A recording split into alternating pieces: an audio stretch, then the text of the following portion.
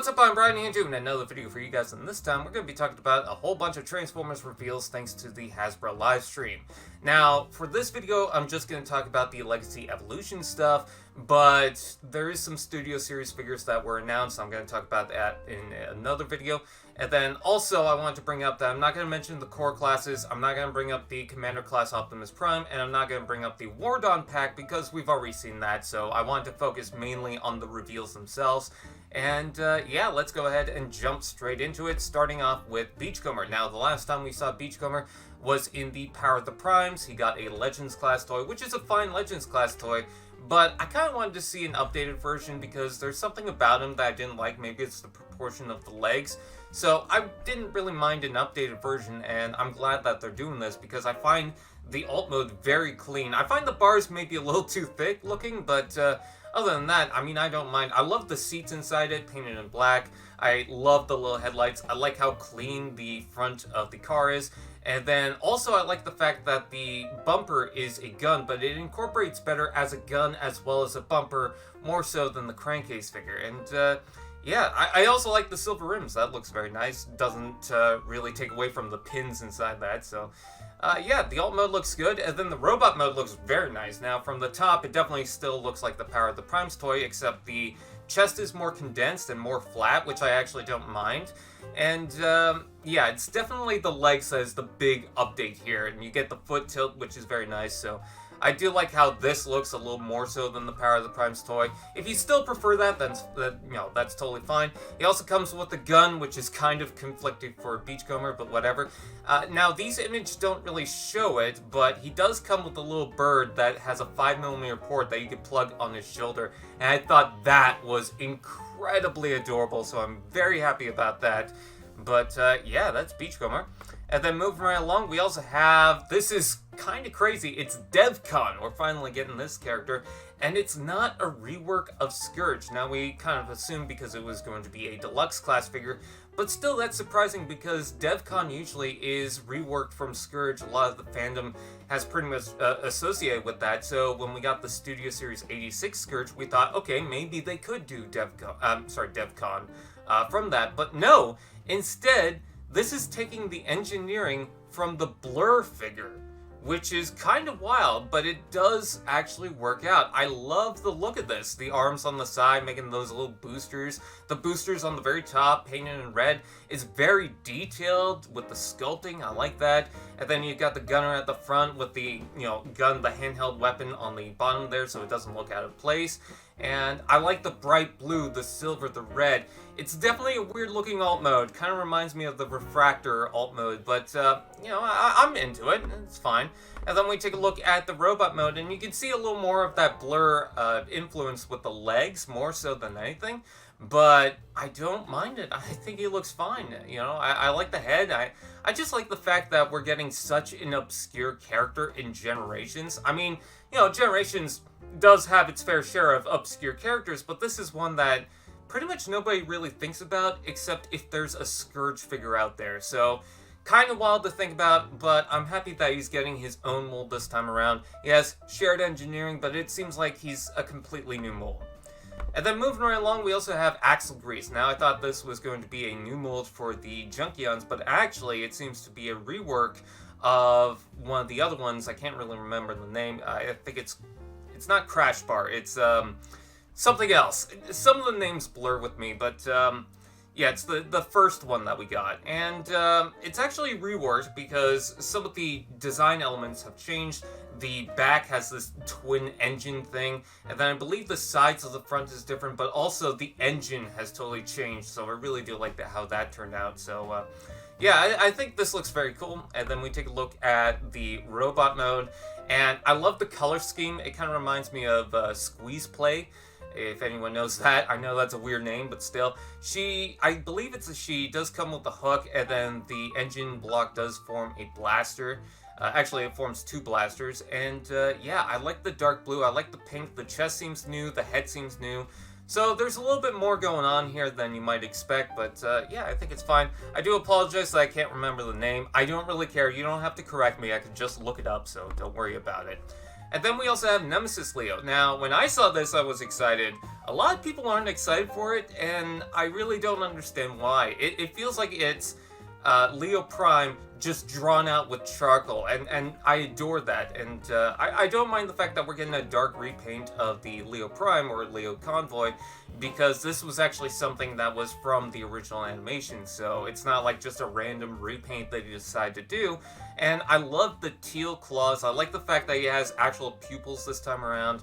I like that darker color scheme for the mane, and yeah, I think it looks awesome.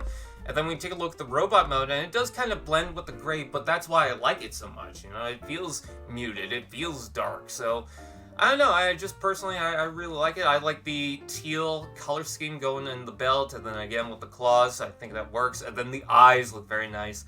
And yeah, it comes with the same accessories that you would get from the regular toy.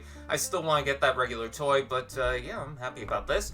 I'm also very happy that we're getting the Earthrise Dirge again, and this one on the back of the packaging actually doesn't show an Evo Fusion gimmick, because one, there's not really much you can do with the guns, and then two, it's because it's just a repack of the Dirge that we've already got, which I don't mind, because I actually pre-ordered that Dirge and Ramjet 2-pack, and Amazon never sent it out, so this totally makes up for it, and I'm happy that we're getting more of the cone heads. And I love the yellow, I love the dark blue. I'm hoping that the colors are maybe slightly different so that people who have that Earthrise pack don't feel cheated from that, but I mean, I don't care personally because, well, I need that figure. So taking a look at the robot mode, I love the purple in the kneecaps, and yeah, everything looks fine.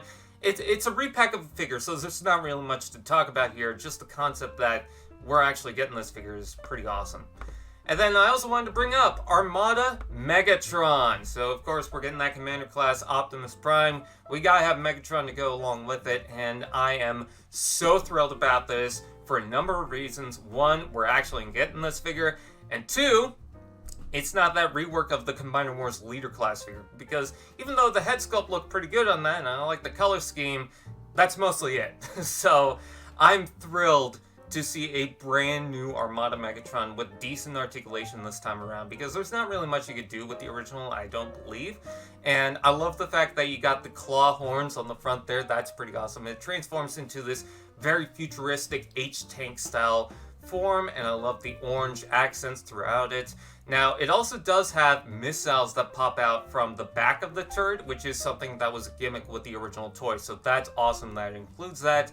But yeah, it looks very awesome. I'm very thrilled about it.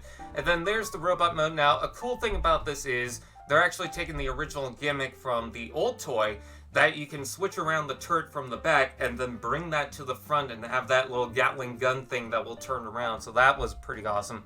And yeah, the head looks menacing, the colors look right. Maybe it could have used darker green, but otherwise I'm fine with that. The purple looks good.